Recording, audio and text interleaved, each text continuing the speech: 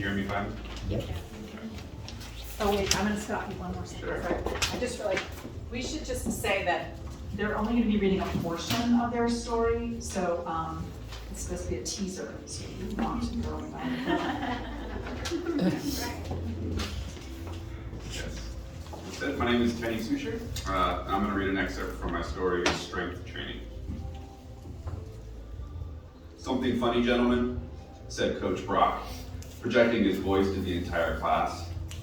3 ropes hung threateningly behind him. His camouflage-colored Nike shirt was wrapped around his muscular torso like cellophane.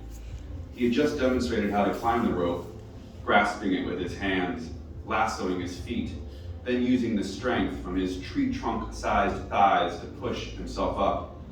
My friend had whispered jokingly, "Bad time to be camouflaging your body. Where is he?" It wasn't funny, but I'd laughed anyway, more for nervousness that I'd be asked to do this soon. Coach Brock continued, "If you think it's so funny, you must already know how to climb these ropes." We shook our heads with widening eyes, attempting to convey that we had no idea what we were doing. This was the first time they'd asked me to climb a rope at CrossFit, but those ropes had been dangling there, ominously, since my first day over a year ago. I was quickly approaching my 40s, and I had decided I wanted to not only look strong, I wanted to be strong. I had researched CrossFit gyms in my area, quickly learning they don't call them gyms, they call them boxes. The box I chose was in a large warehouse-sized room that smelled of sweat and chalk with a faint aroma of burnt skin. I decided to go to a beginner's demo class where we used a PVC pipe to mimic core CrossFit movements.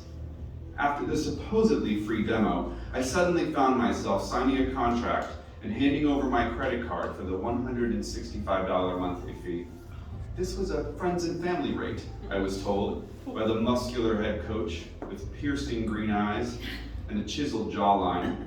He kept casually pulling his shirt up to wipe his mouth, exposing his taut abs as he swindled me. It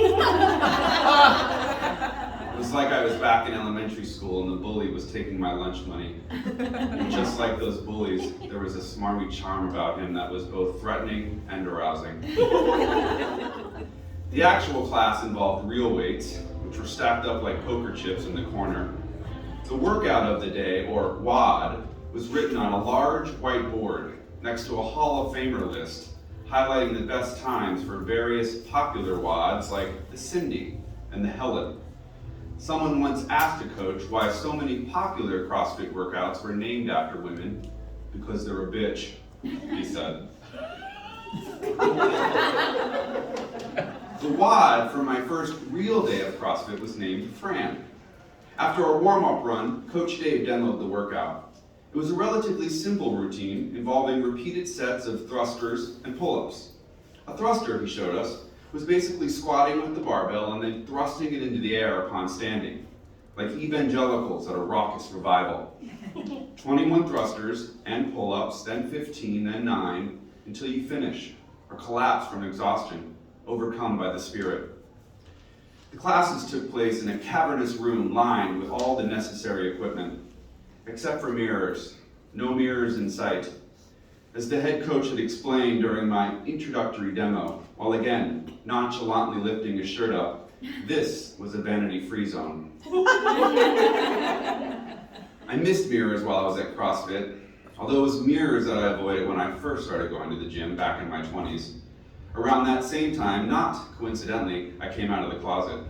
I had a foot out for a while, but when I was 24 years old, I flung the door open and sashayed out, ready for whatever might come my way, which ended up being rejection. Lots of it. I had never had a problem with women. They usually get so attached I had to reject them. I realize now that part of their attraction to me was probably due to the indifference I gave off, like a pheromone. I wish I could have bottled that. Instead of giving off the feeling of indifference to men, I served desperation. Ladles full of it. I broke all the rules.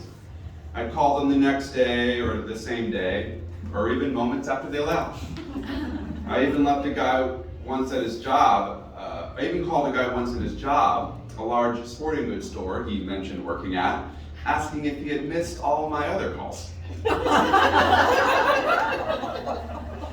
I've been busy, he said, but it sounded more like a question or a plea from a hostage.